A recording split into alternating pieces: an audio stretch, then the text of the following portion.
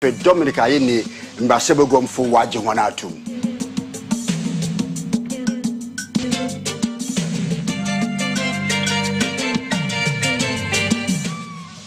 Na wa mahoro samulusunu US amano inde Donald Trump mampenyeze nensase enkrata biasa da mabra yerekase orbasesa tukotena enamba ne mbenyini kitamwezim.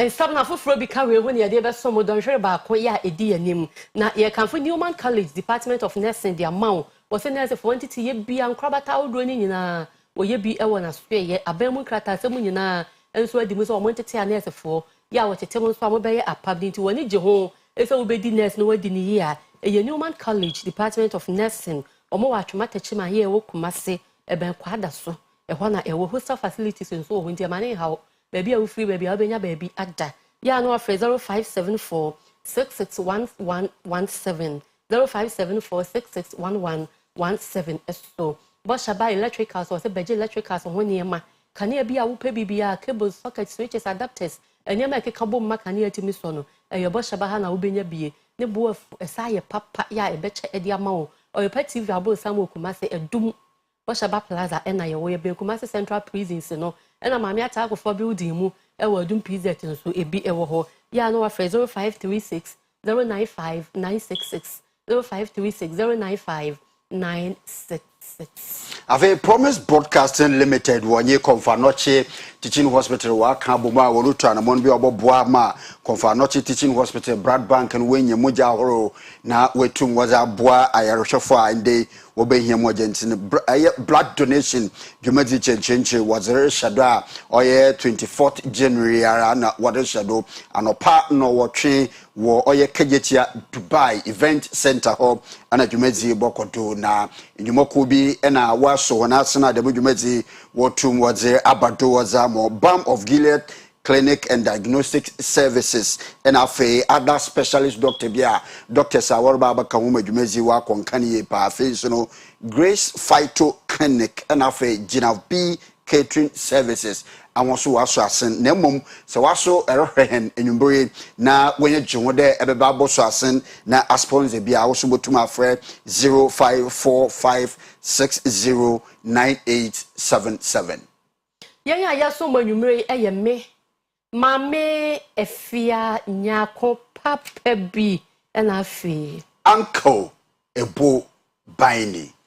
abusuafo kase bono enchemu ne ye hyase a mampani asofo abo wondin esempanifo ye vetting committee and appointment committee ju omutuma omomeya asofo no ba ko a wabo ni din as a minister designate for local government chieftaincy and religious affairs Ibrahim Ahmed wode sama to jabro p appointment committee anim no ya wono wahye say woni asofo matwam dada no ye omo wosuahunu ewo saa dibire nim no ebeto kese pa no so ya dwene aboa ama nsem ene ho ntoto ye atumi atumpon wose mampani woni isre efa woni nkronkro amemuo ene nimpumtu sabotaye na ena wode ebeye adwuma. Mr. Chairman, if you read the Constitution, development of the local economy is one of the core mandate of the MMDAs. And therefore, Mr. Speaker, once given the nod, together and all former ministers of governance, which party they may belong to, we are going to team up together to make sure that we are able to bring strategies and policies to support the vision of His Excellency the President to improve upon the local economy in every district using comparative natural advantages of the various ministries, because they may not be the same, of which myself and the committee members embark upon. One critical area that we can do, the low-hanging fruit, to make sure that we improve upon the funding of the MMDAs is property rate. So if my brother is asking of just one or two examples, the first example should be property rate. And Mr. Chairman, we were in this house when the budget was passed and property rate was centralized, taking that core function from the MMDAs. The central government could not do it, and therefore it was later suspended and given back to the MMDAs. So when giving the nod, it's an area we are all going to collectively come together. Na wo ende wo mrashe bogomo no oye empenyufo a otikane ba san o mampanyin mahama bohonizin de wo meye asoafo e wo na abane mu no ende wo mrashe bedwon wo kwa asetena okobobo hu yente mesima abobo no si kwai. Mr. Chairman, in the first place, we are all moving towards digitization of or automation of revenue generation channels. And Ghanaians should watch this, that the politics we do should not divide a family. The politics we do, Mr. Speaker, I will pause here to remind the majority side. They are in government. They are no more in opposition. Leader, just address me. I'm addressing you, but yes. I'm reminding them. I'm reminding them that they are in government. If they want to be litigating, your government business will delay. We will have our say. Mr. Speaker, the Jinapor brothers have something to tell Ghanaians. Politics should not make you think to the extreme. Those of us here who, when it gets to politics, we forget that we are friends and we hit so hard to learn from the Jinapor brothers. Those who, when it gets to electioneering period and they are sent to people's you see our life. Tagore was jailed with others, and lawyers felt that it was a radioactive substance. This was a man who took the judgment of the High Court, read through it, and took up the appeal. I would encourage young lawyers and law students to go and read what Apau J, as he then was, said of Dr. Ayeni, where my Lord Apesera said of Dr. Ayeni. He distinguished the law and set us on a new era of criminal jurisprudence, and that has enriched the law in the area of criminal justice. All these go to his credit. Mr. Speaker, when I was practicing in the area of financial crime, there were a lot of times that we clashed at the Supreme Court, but the beauty of the relationship was that when we left court, he, as Deputy Attorney General, came to me to even encourage me that I should continue. And that is the beauty of the game. Mr. Speaker, I want to remind you that going into that important ministry, we on this side of the house are watching him closely and keenly. There would be extremists, hardliners, who will be looking for the people's justice. He should remind them that Ghana is a country of rule of law. He should remind those extremists that due process is the only means to achieve an end.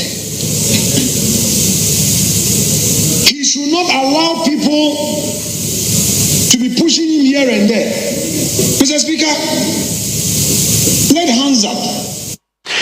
Mpanyinfe basa ende mbrashe begom wakatina aso wobo wo ho ye Dr. Keshil Ato Hayford Ato Forson or member of parliament Ejumako Enyan Esiem or majority leader and afe Onyanfo John Jinapor MP Yape Gushegu and afe Dr. Dominic Ayeni MP for Bodegatanga mpanyinfe basa na mbrashe begom watina asiwie no waje hwana atum de wo maya soafo oye finance minister, energy minister and Attorney General, Parliament will approve one. And that this Honorable House has adopted His Excellency the President's nomination of Honorable Dr. Kasil Atoba-Forson as Minister Designate for Ministry of Finance and Economic Planning. Honorable John Abdullah Jinapo as Minister Designate for Ministry of Energy. And Honorable Dr. Dominic Akulintiga Ayini as Minister Designate for the Office of the Attorney General and Ministry of Justice. Honorable members, on behalf of the House, I would like to extend our congratulations to our own brothers in this House, and we hope that they will make us proud. Yada soa ewo mrahye bedwafie mu ene woni amampani abo wodin eso mo meya asoafo no sensema na Honorable Ahmed Ibrahim ya woye Minister Designate for Local Government, Chieftaincy and Religious Affairs esa de nsam to dwabra wo kasa na wo mpanifo anim eyiyi nsam na no se odi nsusuye bi wo eba ye ani nya ne so mo beye nteteye soronko e di ama nananom no matimi ati nkronkro mamu ho hyehye ne ho ntotoye ase na abrekro no ahye wo mu kana e wo dwumadi wo mu die se ahemfo emu. We are all moving towards digitization of or automation of revenue generation channels. And therefore, the first solution will be to digitize all revenue generation or revenue collection points at the MMDAs. 2, Mr. Chairman, we must deliver open and accountable governance, where chiefs, opinion leaders, and people residing in a particular jurisdiction of a district assembly will be aware of 1, revenues generated from their electoral areas, 2, revenue generated from their district assemblies, 3, how those revenues have been applied to the various contracts that have been awarded. If we practice a bit of accountability, Mr. Chairman, I think it will go a long way to improve upon the revenue generation of the MMDAs. It should not be a one-man job. It must be a participatory service in nature. Now that we are going to be privileged to establish our own University for Local Governance Studies, one of the courses that are being suggested is that since our revered chiefs earn their positions by birth, it is the responsibility of the state, looking at the sensitive roles that they play, that we give them capacity building training by establishing a course in the University for Local. State will help or facilitate in training and organizing seminars and courses or capacity building courses for our chiefs by giving them the customary, taking them through the customary laws and those things. If that is done, Mr. Chairman, I believe it will go along. We have University of Chiefs capacity will be built. Mr. Chairman,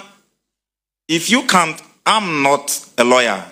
but when it comes to law, our lawyers will tell you that when it comes to customary issues, they need to be given special time. Ekubi awo ndisi amanyo ko ne dinu mu awofro okay de sina wa so no wole kase no wole chirema wo biara inde omampanyin mahama bobo dzin de bosom wona aban mu no oyaza eye wadwene de kata asehye proye kankan ezi kan wodwumadi ho a wo boso etiaw na ekuyi member okan hona wa so no wura Isaac Kofi ehima ena ogina ko ne anim okase de December 7 aba otu ya onam de MPP abano na kata asehye abon wo hunye pa onuntina bom kakreja mitumi nkyere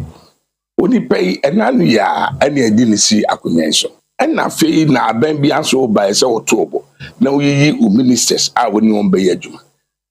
nipa abwa party ne doso nipa so woni dia na doso itese wan tobo no wan sapam ya afi be wi ase no akoyi nipa wodi adwuma ma no kura ontumi yo na me hu ni MPP for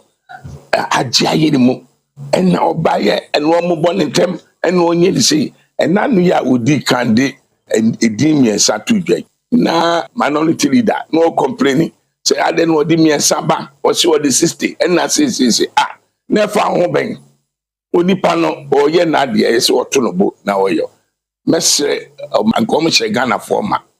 omunye din na mahama to ne bo no yi wo mu a woni omu ye adwuma na ebeboa ne na ban no ebetumpo amenhye papa o de bana boa Ghana for no watu na fe ma sanso asre MPP for no say o mewu a omomo ani kom amnem na omunya sade eye too early obremu NDC aban accuse NDC aban so omunya sade a Ghana for etio mina be o se there be omunye serious. If you say the panel on certain abaning way, a fain na all certain aban. Na dear baby, and you to be man of quine na on your kama. It best President Mahama said, do to an eternity. On ye no said ye be no master ye party for the say, ye yabutre, ye name him say ye dorsal chain, a new manner, a woman as a say a pencroft for you. And ye na ye be your baby. Na mo nyame boa na onyonko bi nya bi pa ne kese se hu se uti ayeye onyonko ya bodidin uti ayeye enti eye den a ye cha ebesonso Opani amampani aboni din sa asante mantam mpanifo gine tuma waye mantam so soafo Dr. Frank Amoakohene wone ne mpanifo bi akobo ase na ne nyina ye na watwe atwa mu ya wiye no ne esi wo hono ma Anglo Gold Ashanti omo concession ho anabia omo di omo dwuma timamufo bi ebowura hono ma omo ne asojafo de bo ani na tututu course nipa nkron ahwere omo nkwa no wakosra busuafo ama won yakọ wachemu se ka bi omo da ya sabia de nyina aka ho no so no mpanimfo atua na aban ene mampani guso a eye nhyehye se de be omo be ye hwehwemu ama asem na kosi ase na emra enso aye na dwuma Ayuraho samwa imbrembreng esi wo boase ma Anglo Gold Ashanti ene galamse fu bi ho da kobo ani ma imbrembreng ni parodo ahwere wo nkwanam so ma asante mantam so afo a imbrembreng omanpanin John Dramani Mahama abunidin Dr. Frank Amoakwata ene fei Amoakohene ne NDC boase government hospital akwakoye nhye ahoro a ebeboa sede ebe ya apomodin ne broye ebetimi agina ne nanso bio na eho ena Dr. Frank Amoakohene kasai no da to go akere se ewo se aban ne fei impenimfo ahoro eye hwehwem sede be ya enen bema botai ene fei de ehya sintia ama wei asi no won atimi asu ano na ensema esiye atowenche meto ye enra mekanisa na oyesi yamra ne mehwe akire ne hwe sede enema ne tie na de ne monkasa na akomato so emra fom enam ne santi no ye certificate mase because ye nimsi ade hye ndodo na epirepira ye no no mo konfa no che nti ye ko ye ndodo na ye yiwo mo aka 4 ana wo ho a omo mu ndodo na wo ho a omo engine no ebeteki time kaka president so adika ma assurance with the white people and say ba omo bills no market ya no ho a or beki provision said ye be ya ye betimi enya bibi ye betimi de ayesa and training now that notwithstanding many regional chairman by no there so yama contribution kaka ye dey ma hospital no ne omo aye affected said ye be ya in case animoni mu ya how bi wo ho a e was say omo take care of they will be able to take care of that the way na ye was ye ba oboase ha na asemisi ye ba en so hye atofom ye mama yakọ ye ba en so ye we makọ he e ya de hye atofom e bi wo ha na ntimi identify omo but if ntimi identify ye ba ye na hemfo e wo ha ene imamfo ne panifo de da kuro na no ye boa ma yetimi ehu obi a said ye be ya at the end of the day no ye betimi ama obi ansa ka ne busuani na motimi aye de sele pata enen achi ena national chairman edema Ghana Small Scale Miners Association Mr. Samson Kofi Redu enso kasai na wo kire ise nipa biara a obebu yebebu nufo wosa nhyehyɛ anase oyiyi ne ho no e wo se aban emra ene nidi titiri so ye encourage so say AGA company wo yi na ebi ekoho na wo mo edem sabio o ma dem rasho mo nsem na wo mo ekọ na ade ni kwan so mo ye no mo kọ yi no na say ye mpedimfo wa ha no so nyina nim say ye ni AGA fo ko aguso a ye hwe say ye di nkuta ho amma se ba bi wo ho a ombetumi de ama wo mo a wo mo nso etumi de ama krono sanse area ha nyina last scale concession ko na etwa wo ho ehia enti amma ba bi a ombe ye adwuma adidie no ayeden de ama wo mo eno na nam so de sansem entumu wo mo ni ye guso a penifo ye ntotoye a ye hwe say ebenya ba bi amomo ye adwuma eno mpo enya nsi a sabri we nso akwakoba no Berima Kumi Achiao Otode Basa ye ohine wo abisim nananom atenankonwa ena oze afutu rekorda ma mbrahye begomu a ogirem dema sunyane is abato ne mpasua do onyiminyamfo said Mubarak de indei demra be a afi otwomi yekoto odimu nkonyem no project ahuru bebre na wo ho oboto a omombodi ni mfa ni nsanhyase onwi ansana obowie project biara ana obehye project fufu biasa wa hyase for Said Mubarak ekasa chemu se wonkunumdi a wadie no ne manfo ene to aba edema na enam so ma onya nkunumdi abotire no ede tu ni matiri so eno na nam so no kire se wo yida kro ede asi ho a wokọ aseda ekoda ne manfo no ase no mu no ena ohene a owo eye Berima Kumi chan a otoso miensa woni ne kasa no chemu se emprepi no se emerso bedwani foforo ba na dada no dwumadi a wo hyase no mato na jeje mu we die woni ne kasa aka kire ne se dada na watwemu ekro no kuntunwuma bi a wo hyase no wo ma modde se wa ba wo bewie no ansa na wo foforo bi a waye ede ama wonum sei ana odi tudwa se ka me nko ka de beye ya ba nwi no a ba ntima nwi na ba ja no ho nyina no ense se sebio eye adwumahunu e wo se mfa so ba so e wo se otimi twa so adwumani nyina so maba bedi wachi behu se ampa bi ofa bia kan wo de ho wo ya asundwefo ope sunyani isiye ope Ghana manye adwuma na bebeye ye no sebi obede Ghana ajapade ne beye oba no beye so so de ase no ajabede ho a eska korona no de be hyase nyame mfasa ma wanwi a beso beba bebeja no ho me pese beba ne sa mesre se de bebeye ya ba nwi no obe hyase aye ansampo ne se obeye odia wa hyase aye me de biamka ti se de bia yura o kan saje fo se we papa me kan ye bone so me kan me fan so yem de eno achi no ena ononyamfo Mubarak Said wono so ene won mo kasa no chimu se ebose bia wo hye wo mo ma eno ye nyina so ma mo to abama no obehwe so obedi so sei no so ede tudwa senya me adom na ye ba ye na nanom be ka bom ya koy papa John Dramani mama hodi adesrede akoto na nim se edwa na osima kumasefo okiditia omesidio hama sunyan ye mama no so no so omo dobi nsamene kama ene agoprama ho asem aye sports stadium meka ho asem nso meka we nyina no meka kire no omwa yani nananom bajo mama ye papa John mama nim ene ministers a obeyi omo ho no ombeti sufre na omo abeye na sunyan so afanto afra na ba bisima na me se hanam fitino bia na me ka se yenya dwuma bia wa ha anya hwe kra yenya training college wa bisima ya ababoa ma ye mabuna ye nua dwuma ye no bitimi anya dwuma aye na ma bisimi so din akwachiri na me da so gina mu a pai na mofa entire chi na ye kwahye dwuma di ase a empinfo me ko manim no ye nya adom afro manim na etime de sa me manaba opani ba ko a wabo bepa wo wi ni ba eyowura ekọ William Richardson wo se mahama woni di mema adwaso pempen yesi ni pen woni na asa brane na wo ma binimu ntua school fees wo kase free SHS no se de na ekọ no sa pepepe no be ya ho kira na beba ho ka no eso papa enti no school fees no o ma bimu ntua bia na mpanimfo awofo no emfa bi na aban no so mfa bi na wo kase wo fani na de ide wo ha ebeba free SHS akopim enti won ye bold na mumma amanfu nyahu se akopim se mo run education system sisi anu ye de waye keka entumi nchiaye secondary schools as at now we hand over the man this current administration NDC administration won say eduane kura ni ho a ebetumi aso nkwala no afi na ye wo mo so ehwe kwan a wo betumi aboa ma yetumi feeding nkwala no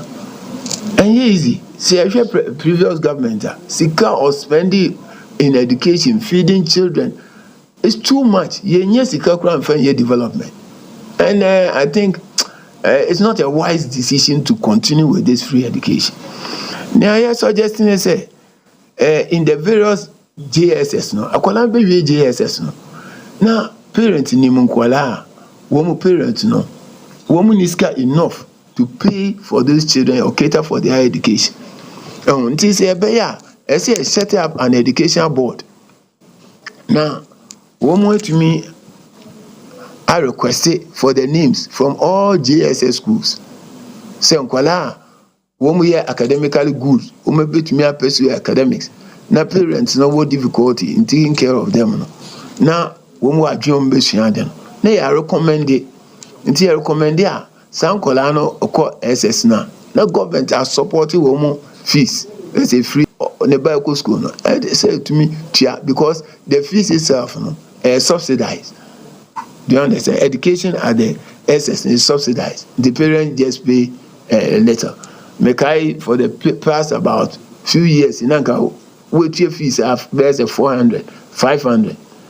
near the support. Na say bed ni nyina na nkofo mu yejuma business man nyina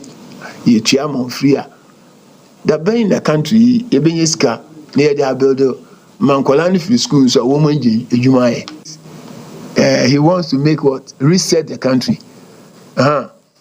previous government education system ma on abolish ma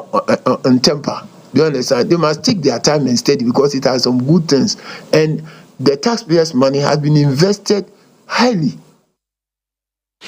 Egozefo mpanyimfo a wada ye kantamantu gona no adano ijabrantem bi okesiwo ma yereka sei ije igwani nyina waso dwurebe no wori kiremde ho ankase hone hwehwemu wo hune de ije na wo hyewe no onye sombo bi ena onye ije bi ofu bebi no obi no hyeda ena odije de koto oye marketing mo hyewe na wonye oye pa news yen reporter Bernard K Dazi reason komono chairman Michael Opon ni kiremde obi no hyeda adije koto marketing mo a inde wone japadin hone sika ne hone dwetire nyina wa hyewe no kantamanto marketing pani eja eto marketing mu nanse no eyade a nkrofo bi na ehyechire eyesa bi se eja na eto marketing mu no omuhu bi da ehyechire a edisa ebone no ntimpelifo enye hwehwem mfa sa eja we hu bisade a hie free itire ho na eba yele fire stick with edum no bo na ja san to wachi itina maye ya dwunse nkrofo bi su ka ho no mo to patrobum because ade asi yedum ase de bo na san si wachi ene gente bi dwon bo sa ko wachi itimi dem susu se kofo bi so to patrone ne manema bi gumu tina ma gente mi shi ko akire no o so bo ya bo na wo dum ba se ba 200 years no na ba to achi ba se 300 years de no ko akire san John we was skitty for hanyina for so awenjoi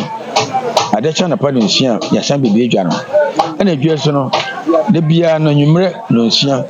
idundum mita odwom hanyina na lati odwom hanyina America skitty light na cha na padu ba asana san ba be so ti obabo for hanomo eni tire mka se jan start ye se esiro mo frɛ ba 70 obi ni jano ba no se de bo ho ban tene nyina ba ya de ko fire for mama no issue sa fire extinguisher e de bo ho ba ya 180 ba ko 180 ne issue de bo ho ba ya adi ya ji yensem di ye obabo for ha se de joni ni hye bia betimi da so ma se ankwankwa de yesra wo mo so ma ye yemwa na akurafo nwisiafo ye manu mkoski ye ma menom omwodwom ye papa no mwodwom no omniama millions of cities a share no amafo to asfere asene na enya sa askare bi na de ama ebedefo amafo so asene ko animu yeti bi si dwe nyina ewie na ewie ne hye akabe se kakra ne kire bi obi 500 5000 kura da mese beboa te sra amafo nyina so bra ma ye yemwa na mo bo akatamantofo na itimi enyina na so bi Bernard Kwame Dazi oy party bi ye ko atoye etifi mantam emu na omanfo ye omo wo baabi ani old town omasese omunkunu omankaka omana so ompaso tam nyina ya Ashanti Gold baabi ani limited baabi omutu omagudie no eho na omakwa akwatena be meters be dwuno efi kuro no emu na omunsam nyina ne se eya adwumakon hye omobo ahodro bebre omuntimi ni so na nam so kwa ma assemblyman a wono baabi ani o chan ho no Zakari Mubarak e de atodo echem se de bia na manfo bo ne so bo se besia no na agye ho mpatan so ente santi se die enko sha o mo sha won ene ho tutu yeso obetu o makọ baabi pa ne ne ka ho nyomo be ya ne die onya de o mu free ho na afiri ho chene ho na o mo tena no aduane ye nkwan wo fufu die Enkai Jaye gra Tiran it's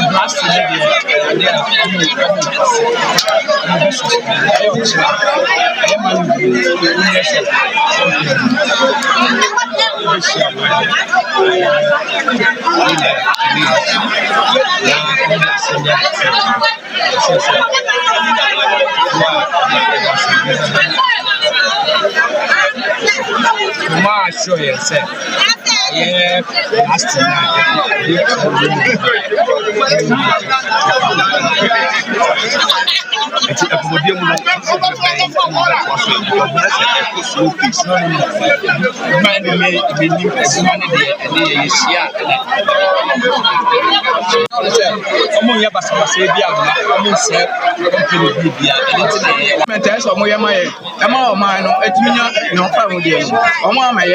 they say that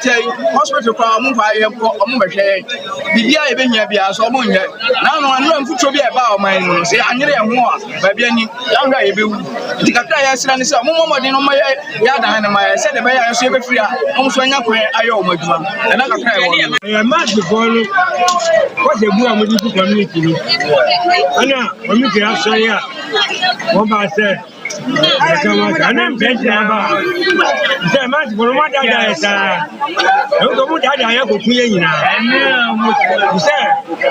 o say mu si na ma sana o mo dada match anu mu shi aka ka e ka mo ba nya juma sikaka mo se mu tuye mo no me ka mo asem mo ni trans ka kire se yan hwe se 500 meters the blastia chemicals no be kuli ba bebli mu teki e bi e giran 500 meters no awa emphasis yi e bi am se mu tuye akwa mo tuya na na so dia na blasting so am ye futu okuye wonya ya hwe mu enfutu se nsuo si wa an ko ko ibe no o ti se abrazo no be fa ko se bia no e pa yin ne me wa ko so na abrazo be ti na die e to bu kuye to bu so ba sa ayo ma nya na sa apiti we die o ba ntu ko adwuma ko ma fa ye e ka mu fa adwuma ko na ka ka ma mu ye adwuma wa hampo na ni ahun se e yale a e riskan ba re ka pa sa ya mu yale ahun mu de mu ka ma ko fa so de fa ba se o mu bu etu o je se de ye ni pa e kra etu Anwumre no nsia kase wo Repa TV so na muguso amohwe ne ye dan ye ho ajaboafo enkrato ye ba agudie mu nsam ani gide na amanone nsam abewi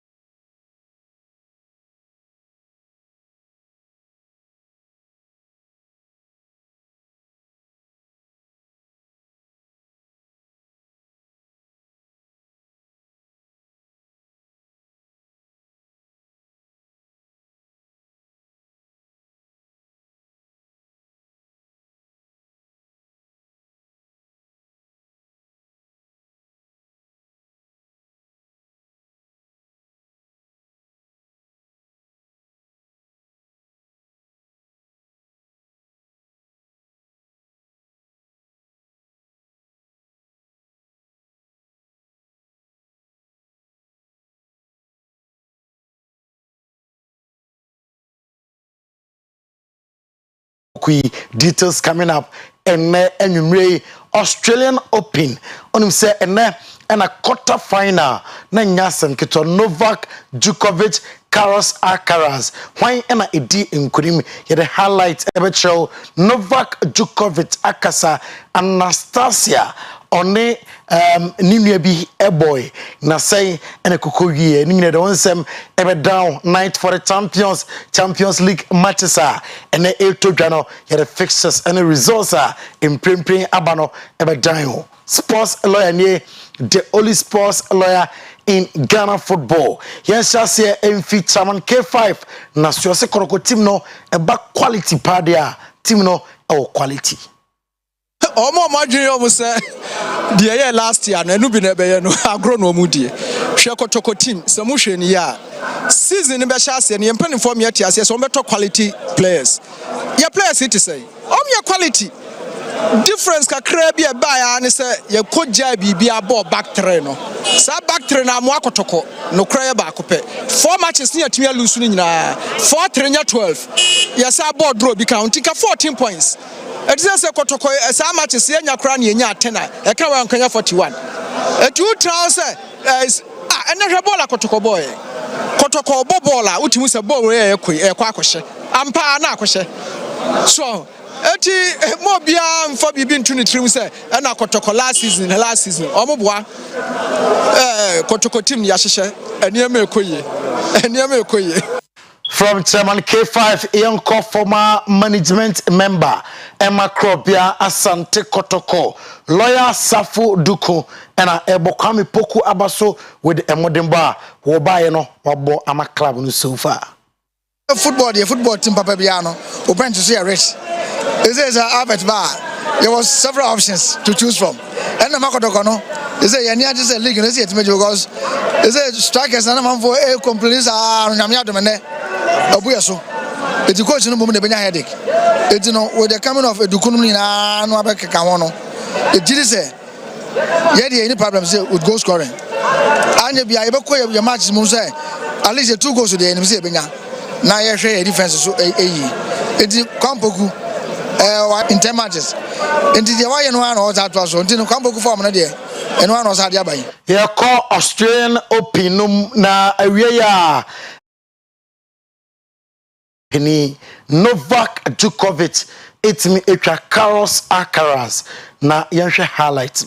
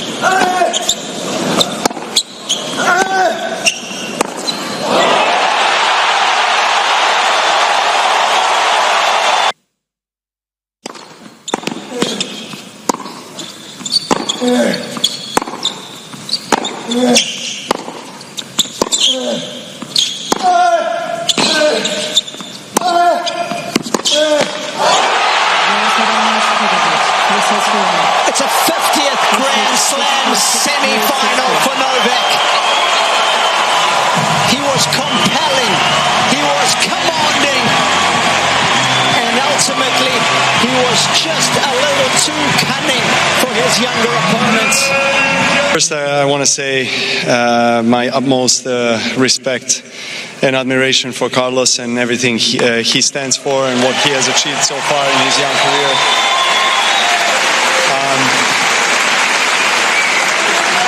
What a terrific guy he is, and even better competitor, youngest ever #1 in the world, the history of our sport. So 4 Grand Slams, and I'm sure that we're going to see a lot of him, maybe not as much as I would like, but he's going to be there for sure, longer than me. And you know, I just wish that this match today was the finals. Honestly, And then Novak Djokovic, and it seems a lot of respect for Carlos.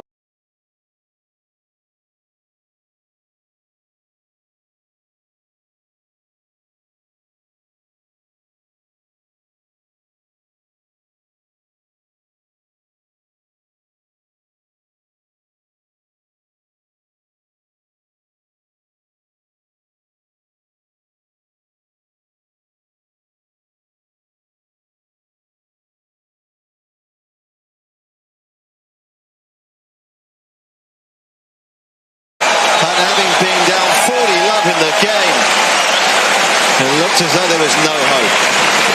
That is quite the turnaround. 2-1. Pavlyuchenkova breaks first in the second.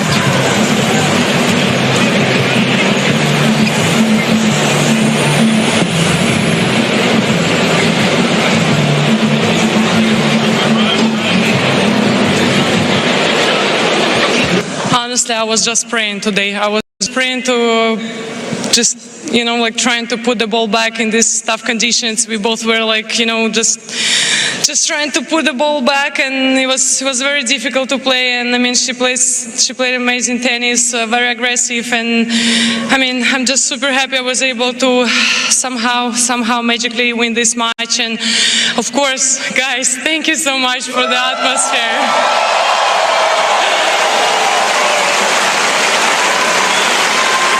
Eno Arena Sabalenka one Anastasia Pavlyuchenko and a boy utimi edin krowie na utie ni post match conference UEFA Champions League Hera Stadium no na games ni bi etimi ashase na Monaco and Aston Villa Monaco LD Aston Villa by Longo Atalanta and Stormgrass na obia ensebi 8 p.m. simultaneously Atletico de Madrid and Leverkusen erebo Benfica Barcelona and Bologna Dortmund Club Brugge and Juventus Krevna Zvezda and PSV Eindhoven, that is Philippspors Vendroven Eindhoven Liverpool Everton El Anfield on Lille and Slovan Bratislava and Stuttgart at the 8 p.m. way and matches and Netoja UEFA Champions League group stages. That is all for sports and then sports lawyer the only sports lawyer in Ghana football. Then one by bar Nanama Intifu at the Nigeria Cassie etwaso.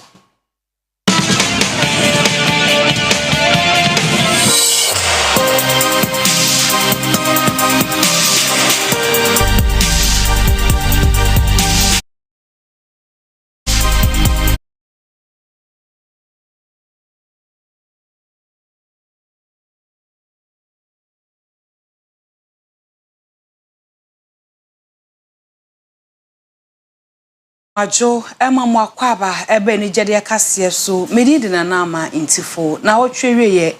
Ghana Movie Awards 2024 what is share so ensure manfo and actors and actresses are obom abaso ni bi. So for best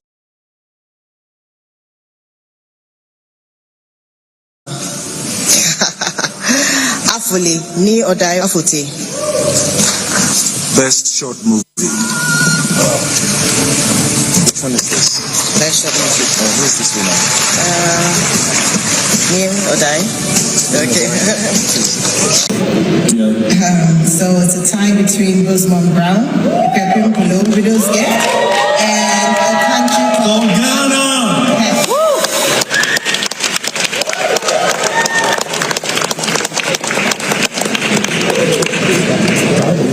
This actually I'm even shaking. It's a great, my English is not good, forgive me. Thank you to Eno Fojo. Yes, thank you to Segwa, thank you Michael, thank you Sila Dufour, thank you Ida Bompon, thank you to everyone who supported me. Why have I mean sure when you there voting my dickness and imaginary made the one you ask God on bless. Enra na ye Stonebwoy Dr. Louisa or science so na manager na ni birthday na yasem ketwa e wo Stonebwoy mansion na afofo pii na ekwa kan ho a oye party chenche edeman yere.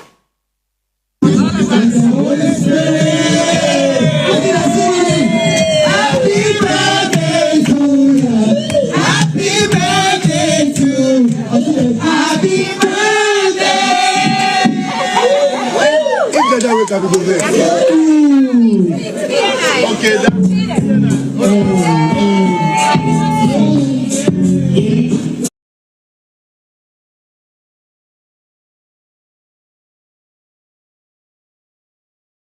Ye kwawie ewa America abrochi memu ne ho Nelly ene Ashanti omu ina ye nnwumtofo a omo aware nenei video bi aba betoto abonte anase ne mabonte a Nelly eche se bibibia oye ne wa asasi so no e Ashanti nti ena oye. You know why I do it? Always on the scene. You want me to tell them why? I do it for the ass on my way. The ass on my way.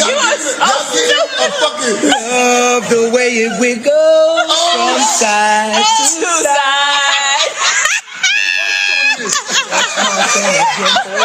Got me so excited.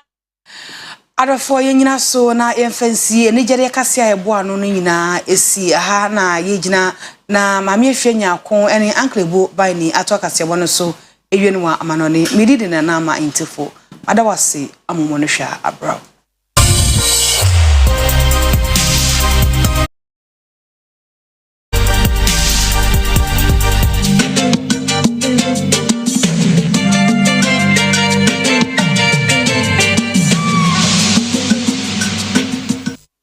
Yade amanone sam ewie na yade mo kwata kimemu a eja ato hotel bi mu na so ma nipa aduonum ahwere wo mo nkwa aduonum ba ko so na eprepra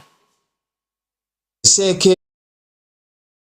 ewo teki mem echiremu a ojabrani bi ato hotel bi a eto aso du mienum nam so amasa break asai enipa adiosensia ena ato anu wonse de wa bra afoforo adionum ba konso eprapra modern sare husemi aka ho bi ama governor awo Bolu Abdulaziz Aiden ababechirem se ejano eto abrosan no ne dan eto so 9 mu na no mu enam se biaye ho ene ba bia adundu adwumefo ewo na emutwe kakra no ababedu ne jana atretra nipa mienu kura wawu no ye wadu so obehuri efrabesan no so na so obeto fom no na wato anom wonse do ni nyina mu no governor Ichiremu ya de aban ahase a oye nhwemu fa se koba ya ejano etimi eto wo Turkey Sky Resort of Bolu emunam so mai nipa dodo na ato anom wonse do.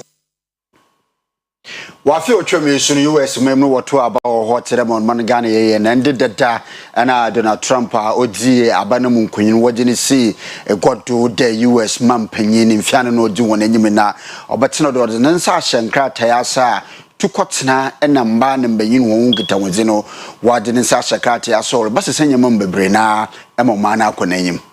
America mampani Donald Trump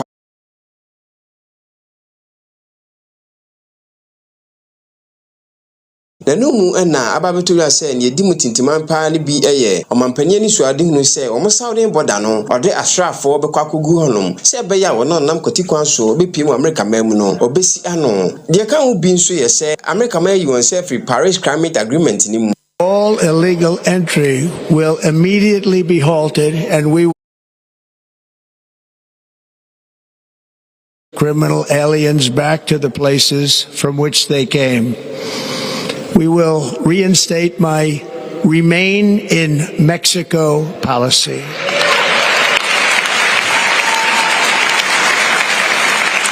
I will end the practice of catch and release.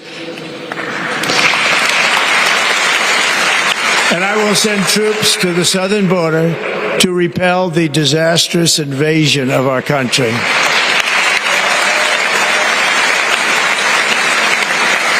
Under the orders I signed today, we will also be designating the cartels as foreign terrorist organizations. Yade Kasiabano aba ewiye na Newman College Department of Nursing SEM for one to anim so pesa we ye nurse ni na we ye ni ya bra ma so ye wa twoma techima ye be kwada so kwaso sahodro ni nyina nurse nkrabata hodro ni nyina omo ye ho tete ye ewo ho mfidie ne akade eka ho omo wotumi krata omo de tete anesefo nso nti hwehwe omo watwoma tachi man kumase eben kwada so ana from 0574 661117 0574661117 so omo ya regular weekend and evening classes and aboshaba electricals se brabeji electricals ho niam ankane bia wo pe bibia brabeji bia CCTV cables ne camera ubenya bi and cable socket switches adapters nkane ahodo nyina ye boshaba hanom they say kura de wo ko Instagram ne TikTok abenwu se de ye niam no twagu e wo hodom bra adum or party TV abro Simon ye be central prisons run about na wo no na beto niam no bi se wo betu ta wo pene makoma akoma beto ye mo kama ya no afre 0536 095966